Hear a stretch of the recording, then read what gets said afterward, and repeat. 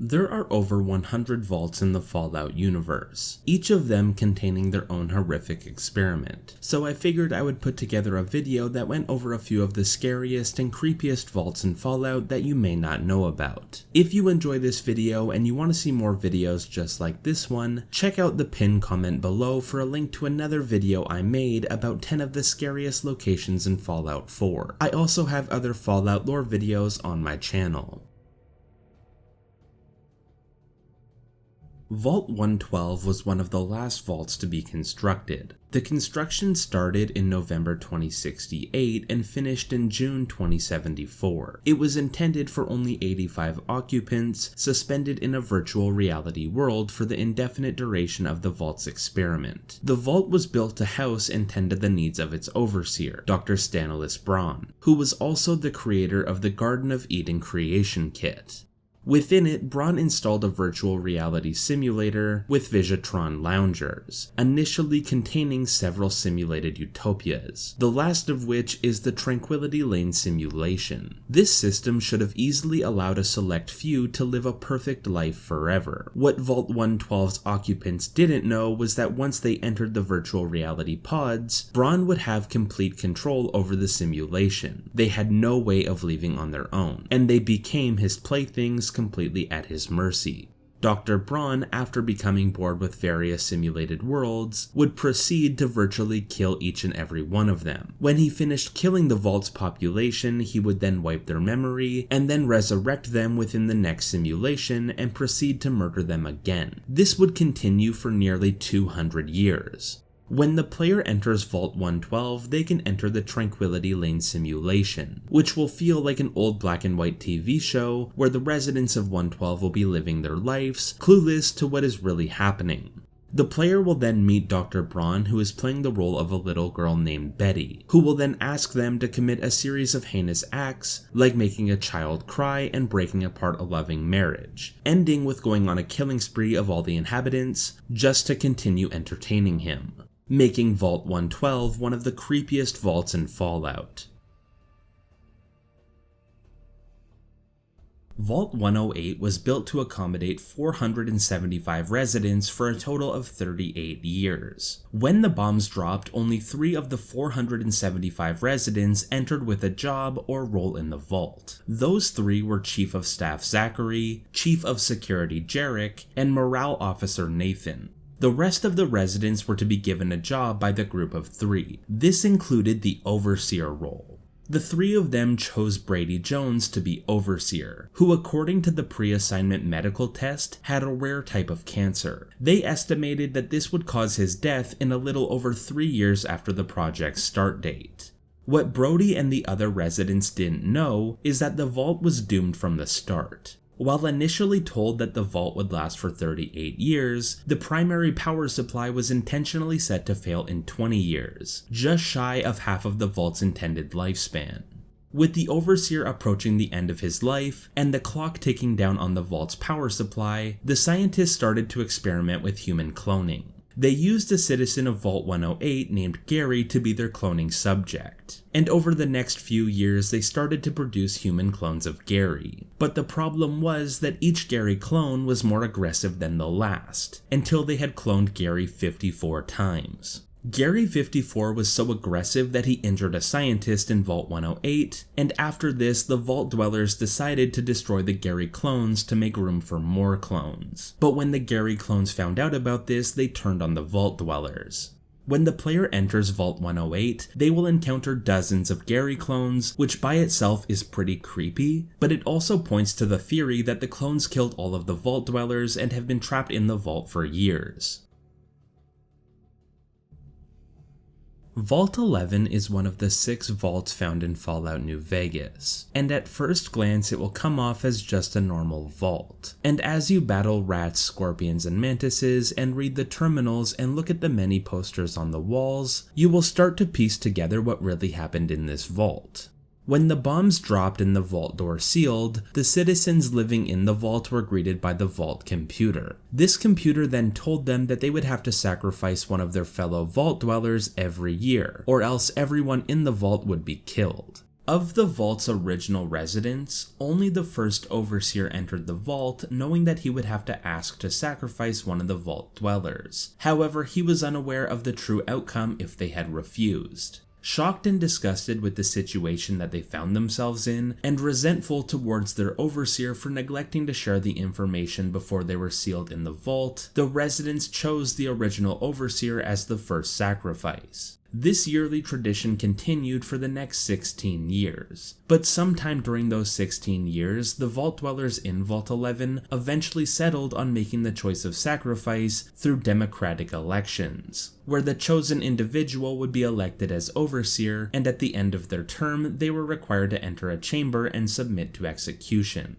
The residents believed this would satisfy the requirement the computer gave and spare the remaining vault dwellers. The tradition of electing an overseer as the next sacrifice went on for 16 years, each year with a new overseer being sacrificed until 2093. During this time, several political powers known as voting blocks had emerged to influence nomination and selection, with the creation of pamphlets and posters to provide information and oversight of this process. The 6 main voting blocks, the Allied Service Workers Bloc, the Divine Will Bloc, Human Dignity Bloc, Justice Bloc, United Vault Technicians Bloc, and the Utilitarian Bloc, annually fought for power within the vault. These blocks would nominate and support overseer candidates based on their own goals, and they would decorate the walls of the vault with propaganda posters to garner support for an overseer prior to each election. Prior to the final election, members of the most powerful group, the Justice Bloc, led by a man named Roy, sexually coerced fellow resident Catherine Stone, threatening to nominate her husband Nathan as overseer if she refused.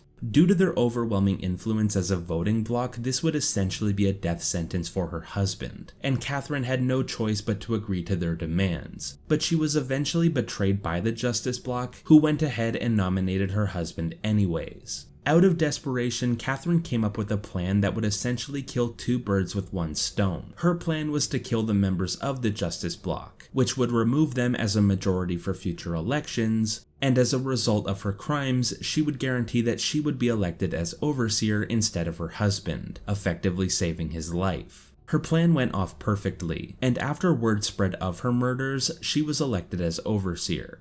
Catherine Stone's first act as overseer was to issue Overseer Order 745, which would dissolve the election process entirely. She decreed that moving forward, the position of overseer would be chosen at random using the vault's computer systems. The remaining members of the Justice Bloc became worried at the thought of losing control and influence over the vault population, so they secretly planned to stage an attack to regain control and resume the elections.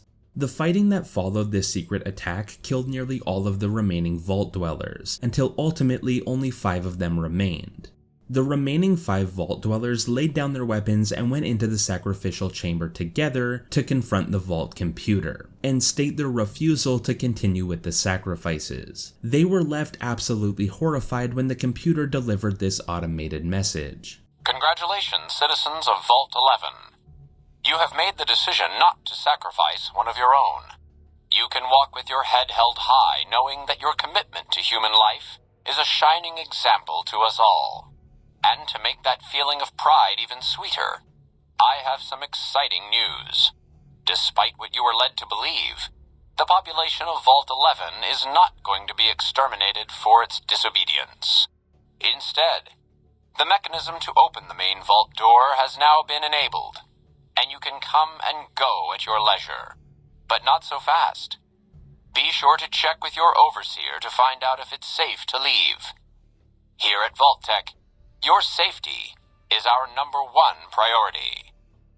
After learning the truth, the 5 survivors walked to the vault entrance where they made a record of discussing what they would do next. Are we really gonna do this? It's open, we could just leave. I couldn't, not after that. We don't deserve to leave. A shining example. That's what it called us. But we did what we were supposed to. Not by a long shot. Anybody would have done what we did. You ask me? That's exactly the problem. Now let's get on with this. I'll go first. Wait. People should know what happened. They could learn from it. If there's anyone out there at all, I hope they never have to find out. Ready, Harry? Yeah. No, wait!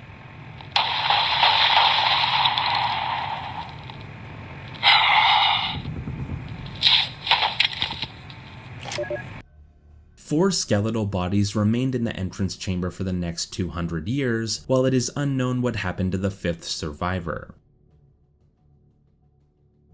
Vault 22, also known as the Green Vault, was the only vault constructed in the Mojave region not assigned to house a civilian population. Vault 22 was instead inhabited by scientists that were experimenting with plants and crops to combat global hunger prior to the Great War. Following the nuclear apocalypse, the scientists within the vault continued agricultural-based initiatives, with the goal of sustaining the vault's researcher population with plants grown within the vault. But one of the plants used in these experiments would eventually lead to the collapse of Vault 22.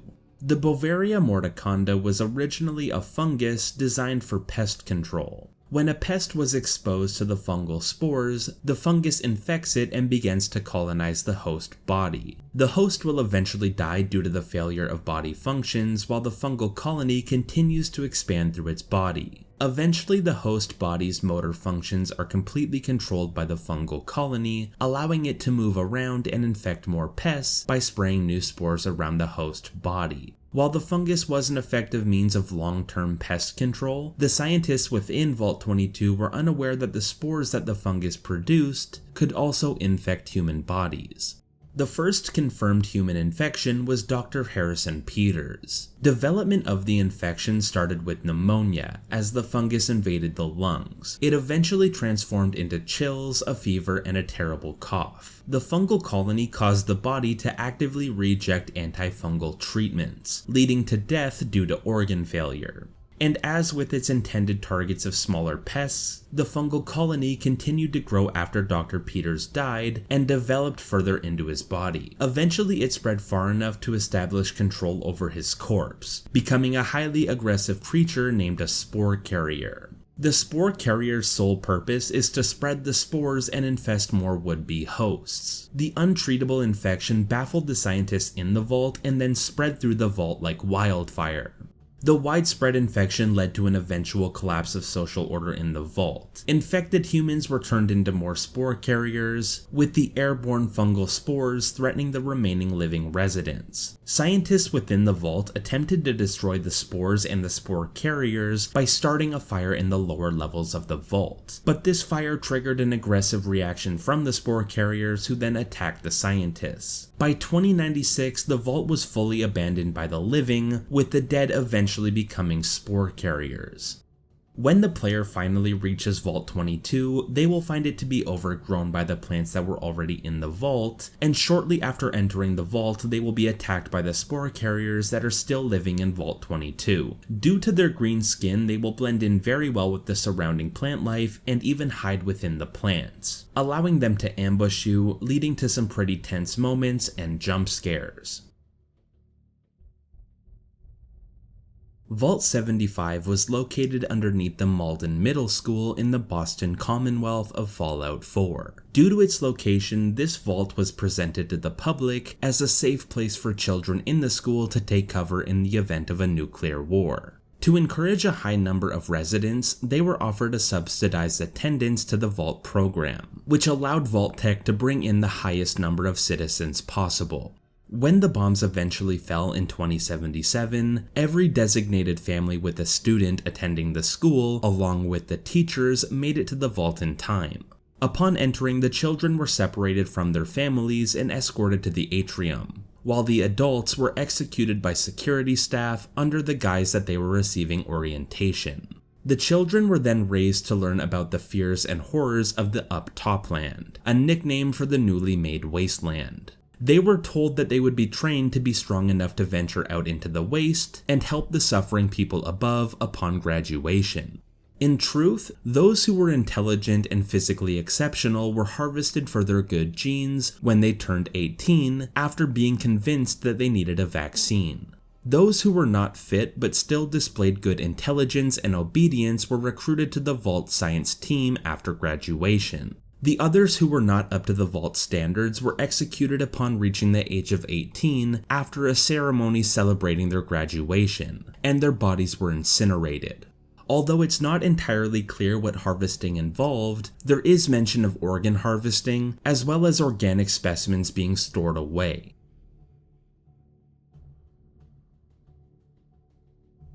Construction on Vault 87 began in May 2066 and finished in December 2071. Around 2076, the Vault's original social experiment was scrapped, and it was converted into a secondary research center that would study the effects of the forced evolutionary virus on humans, overseen by Dr. Wayne Merrick and his staff.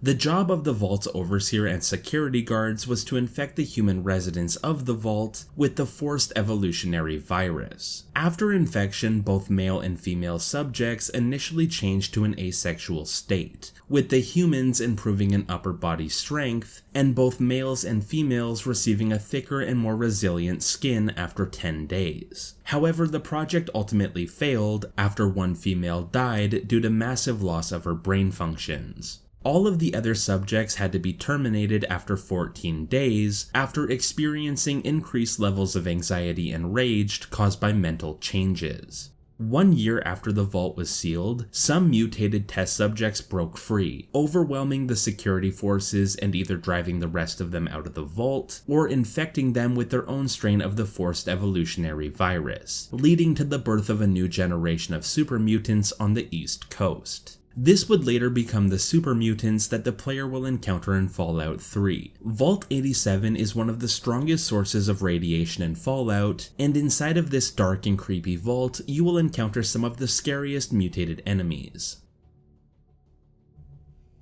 And those are some of the scariest and creepiest vaults in Fallout. Now, with there being over 100 vaults in Fallout, I'm sure I have missed a few vaults that could have been on this list, but I am working on a lore video that will explain the lore behind every vault in Fallout. So if you're interested in that video or more videos just like this one, consider subscribing to this channel, and thank you for watching.